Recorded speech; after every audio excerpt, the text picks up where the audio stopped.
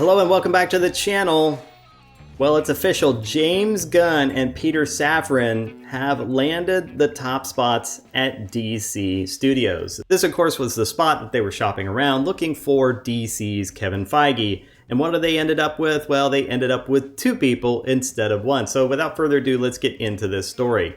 Warner Brothers Discovery boss David Zaslav has a new head at DC Studios, and it's not one, but two people. It's Guardians of the Galaxy and Suicide Squad filmmaker James Gunn, and of course DC Films producer Peter Safran. Both have the new titles of co-chairman and chief executive officers of DC Studios, overseeing the overall creative direction of the DC universe across film, TV, and animation. The duo will report directly to Zaslav, but will also be in, of course, close correspondence with Warner Brothers Film Group co-chairs and CEOs Mike DeLuca and Pam Abdy, who had been filling this role previously. Now, what happened here? Very interesting. They looked for one person and they came up with two. And the last we heard, David Lin was the front runner, but then it got really quiet. Now, the buzz was, of course, intense then about Safran, sometime last week, that he was going to get the job. But then insiders said that, well, this isn't true, that the first look deal for the Safran company announced last week was just a re-up. And it turns out that Safran did not want to run DC alone unless there was a creative face. And I think this is a very smart move. Like, if you know that you're, say, the business face and you don't have the creative chops, then don't pretend like you can do something you can't. I mean, this is exactly what led Warner Brothers into the place that they're in, where they turned out horrible DC films, and they basically ran DC films, DC properties into the ground, much like what's happening right now over at Marvel. So since Safran didn't want to run DC alone without a creative face, they selected Peacemaker and Suicide Squad partner Peter Gunn. Apparently, the pair became even more serious contenders for the job as they were actually advising Zaslav on different candidates. So that's interesting. Like, they're telling Zaslav, giving him the inside scoop on different people, giving him advice on, why someone's a good candidate, their strengths, their weaknesses. And Zaslav, he found that their analysis had value, and he said, why am I looking at all these other people? Maybe these are my guys. Now, in his new role, Gunn is exclusive to Warner Brothers Discovery and DC. That means that's it. No more Guardians of the Galaxy films, except for what's already in the can. Guardians of the Galaxy 3 has already been filmed, along with a holiday special, but that's it. No more Peter Gunn for Guardians of the Galaxy. Now, again, I mentioned Lin previously. While Lin was a serious candidate, we heard he asked Zaslav for too much. Some insiders say that untangling Lin from his deal at Universal, which had a financing component, was hard, but others say it wasn't that complicated. Talks simply fell apart. Yeah, I mean, who knows? Who knows what really happened there? But for whatever reason, at the end of the day, it just didn't make sense. Zaslav couldn't make it work. And I think he got an excellent choice. I mean, Peter Gunn is a great director, and I think he's going to make a great creative head of Warner Brothers DC. And of course, I don't know that much about Peter Safran. I've heard the name before, so he's not completely unfamiliar to me, but I'm sure Zaslav knows more about his business capabilities than I do. So, good on you.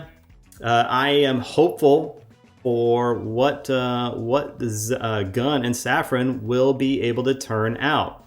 In their new roles, Gunn and Safran will spearhead the development and execution of a long-term plan for many of the properties licensed from DC Comics. Let's see. Safran, of course, has been a linchpin for Warner's and New Line Theatrical, between building The Conjuring to the biggest horror franchise ever. Yeah, okay, so that's something right there. And shepherding DC's highest grossing movie ever, Aquaman. Okay, that is a big thing right there. Aquaman was a very good film in terms of DC. Now, how does that compare to Marvel? Well, it doesn't compare in terms of quality overall to some of the best Marvel movies. But it did prove that DC could make a comic franchise blockbuster. And it was good, except for, you know, a particular individual involved in that, she who shall not be named, because again, I didn't like her chemistry with Jason Momoa. I know Walter Hamada said, we made it work through the magic of movie editing, but I'm here to tell you right now, they did not, and I could see right through it. So I've always said that. Another thing that Peter Safran was responsible as well for was Shazam, and then there's also Gunn's Suicide Squad, The Suicide Squad, and HBO Max live-action series Peacemaker. Both of those are widely regarded as much as good. The Suicide Squad was more well received than Suicide Squad, and of course people are enjoying Peacemaker, the Peacemaker series.